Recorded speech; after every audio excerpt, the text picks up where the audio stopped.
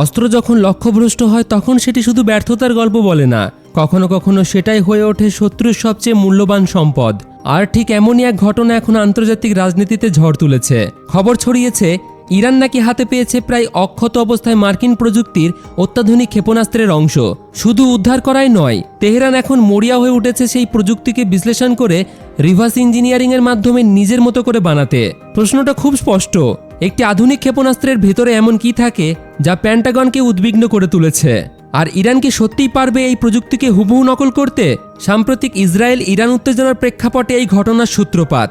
Report অনুযায়ী Israeli বিমান বাহিনী যে মার্কিন প্রযুক্তির নির্ভুল অস্ত্র ব্যবহার করেছিল তার কয়েকটি ইরানের ভিতরে গিয়ে বিধ্বস্ত হয়। এখানেই গল্পের মোড়। ইসলামিক রেভলিউশনারি গার্ড কর্পস বা আইআরজিসি দাবি করেছে তারা মরুভূমি বা দুর্গম পাহাড়ি এলাকা থেকে এমন কিছু ক্ষেপণাস্ত্রের ধ্বংসাবশেষ উদ্ধার করেছে যার ভিতরের গুরুত্বপূর্ণ অংশ, বিশেষ করে গাইডেন্স সিস্টেম, এখন অক্ষত থাকতে পারে।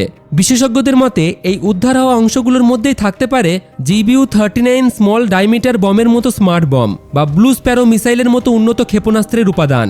এই ধরনের অস্ত্রের আসল শক্তি শুধু বিস্ফোরণে নয়, বরং এর নির্ভুল সেন্সর প্রযুক্তি এবং জিপিএস ভিত্তিক গাইডেন্স।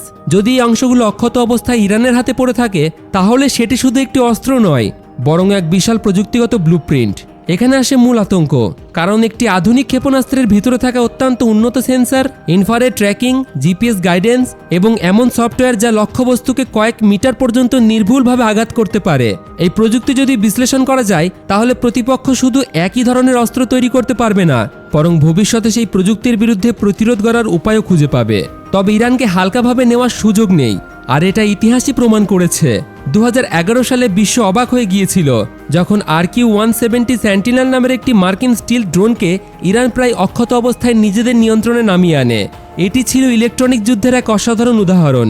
এরপর কয়েক বছরের মধ্যেই ইরান সেই প্রযুক্তির ভিত্তিতে নিজের ড্রোন তৈরি করে, যা আজ শাহিদ সিরিজ নামে পরিচিত এবং বাস্তব যুদ্ধক্ষেত্রেও ব্যবহৃত হচ্ছে। এই ঘটনায় দেখায় ইরান শুধু অস্ত্র ব্যবহার করে না, তারা অস্ত্র শিখে নেয়।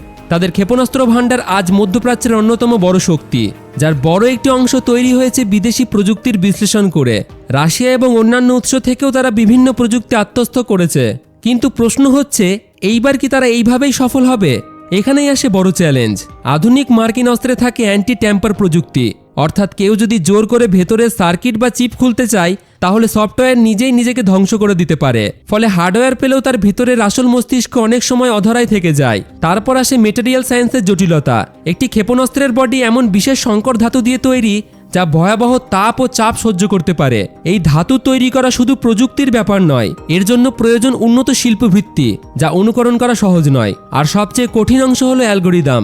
একটি ক্ষেপণাস্ত্র কিভাবে লক্ষ্য নির্ধারণ করে, কিভাবে মাঝপথে নিজের গতিপথ পরিবর্তন করে বা কিভাবে শত্রুর রাডার এড়িয়ে যায়, এইসব নির্ভর করে জটিল কোডিংয়ের উপর। এই কোড ভাঙা মানে শুধু সফটওয়্যার নয়, এটি দেশের সামরিক চিন্তাধারাকে বোঝা। তবে এখানে একটি বড় টুইস্ট আছে। ইরান যদি একা না থাকে, যদি চীন ও রাশিয়ার মতো শক্তিশালী দেশগুলোর গোয়েন্দা সংস্থাও এই প্রযুক্তির বিশ্লেষণে যুক্ত হয়, তাহলে এই গেম একেবারেই বদলে যেতে পারে। প্রযুক্তির বিনিময়ে যৌথ গবেষণা এইসব ভবিষ্যতের যুদ্ধের সমীকরণকে নতুনভাবে লিখে দিতে পারে।